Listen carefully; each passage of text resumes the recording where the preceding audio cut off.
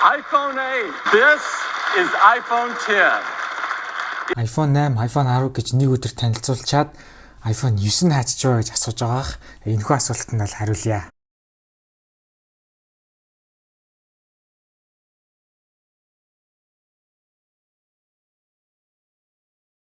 iPhone 9 гэж угаасаа л байдгүй шүү дээ. Юу яриад байна гэж бодож иж магадгүй. Тэгээд имчилгээр бол iPhone 9 гэж яг үүндээ аль утсуулахыг бол тайлбарлах болно. Тэгээд өнгөрсөн хэдүүлээ юу болсон харах хэрэгтэй. Тэгээд яг дараалалаар нь харвал 2007 оноос хойш ингээ 16 жилийн турш бол ингээ iPhone бол ингээ тасралтгүй гарч байгаа. За тэгээд яг энэ 16 жилээс нь харж агаад яг 9 дэх жил дээрээ гарсан буюу 9 дэх үеийн гэж хэлэгдэж болох iPhone 9 нь яг үнэндээ бол iPhone 6-аас iPhone 6-аас Plus 2 бол таарж байгаа. За харин 9 жилийн ойн дээрээ гарсан iPhone гэвэл iPhone 7, iPhone 7 Plus 2 бол таарж байгаа. Үнэхээр Apple-ийн өөрсдийнхний зохиосон тэмдэглэгийг ингээд бодоод Pro нэршил гэх мэтчлэн үсгэн тэмдэглэгээ эдрийг ингээд ойлгоод ингээд явах юм бол яг үнэндээ бол iPhone 9 бол iPhone 10 болж ингээд таардаг. Яагаад вэ гэхээр за ингээ iPhone 7 гарч байгаа. Дараа жил нь iPhone 7s гарна гэдэг л төсөөлөл хүмүүст байсан. Тэгээд тэгтэл бол 7s гэж гараагүй iPhone 8 гэд гарцсан. Яагаад 8 гэд нэрлэлсэн бэ гэхээр загвар нь ерөнхий гадна талаа бүр өөрсдөө шилэн болсон болохоор нэг ахиулаад 8 гэж ойлгож болно. За тэгэнгүүт 8-тай цуг гарсан iPhone 10-ыг iPhone 8s гэхэд бас утгагүй.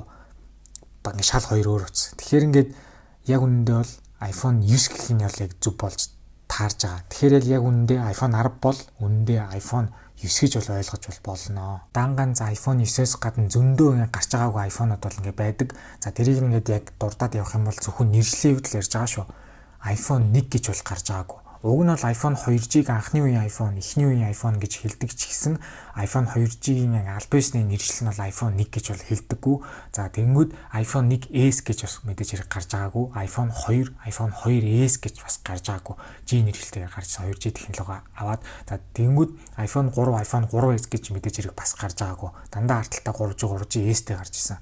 За тэгэнгүүт iPhone 4G гэж бас гарч байгаагүй. Уул нь бол iPhone 5, iPhone 4G технологи ашигладаг. Гэхдээ нэршлэл iPhone 5-аар гарч ирсэн. За тэгвэл iPhone 12 уг нь 5G технологи ингээд ашигласан мөртлөө бас ингээд iPhone 5G гэж нэрлэгдэв, iPhone 12 гэж нэрлэгдсэн.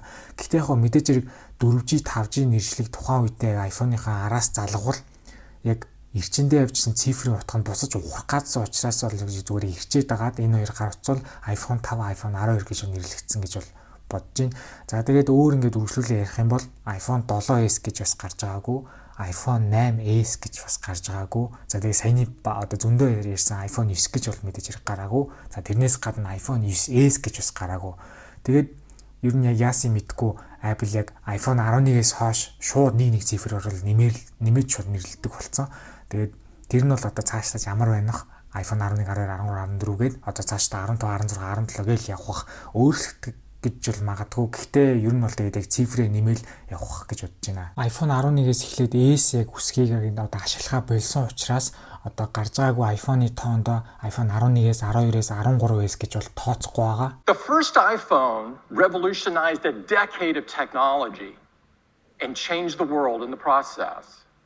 Now, 10 years later, it is only fitting that we are here in this place on this day to reveal a product that will set the path for technology for the next decade. За тэгвэл яг үүндээ iPhone 9 гэж гарах ёстойсэн iPhone 9-ийг яагаад яг iPhone 10 гэд нэрлэж вэ те? Тэрний шалтгаан нь юу гэхээр хамгийн анхны iPhone гарснаас 10 жилийн ойн баяр нь болж исэн учраас тийм үү? iPhone 10 гэж нэрлсэн. За тэрнээс гадна бас өөр яг ямар холбогдолтой 10-ын тонн илүү нөлөөлж байгаа вэ гэхээр энэ гарч байгаа тухайн үед 17 онд гарсан iPhone 10 нь өмнөх 10 жилийн анхны iPhone шиг өөрчлөлт гар утсны технологиг чиглүүлсэн шиг iPhone 10 дараагийн 10 жилдээ бас яг өөрсдийнх нь гарах гар утсны чиглэлийг ингэж бас барьж 10 жилээ тодорхойлно гэсэн учраас iPhone 10 гэж бол нэрлэж исэн байгаа. За тэгээд эцэст нь яг дүгнж маягийн хэлэхэд яг миний хэлж байгаа өнцгөөс болохоор 9-т гарсан iPhone буюу iPhone 6-аас бол iPhone 9 юм а гэж бол би хэлж байгаа. За харин Apple-ийн дистараалын логикийн дагуу ойлгох юм бол яг үнээр бол iPhone 10 бол iPhone 9 юм а гэж бол одоо ойлгохоор байгаа. Тэгэхээр та нар ингээ тэг комент сектороос яг аль нь iPhone 9 вэ, аль нь илүү iPhone 9 гэхэд зохимжтой вэ гэдгийг бас хоорондоо ингээ гоё ярилцаарай.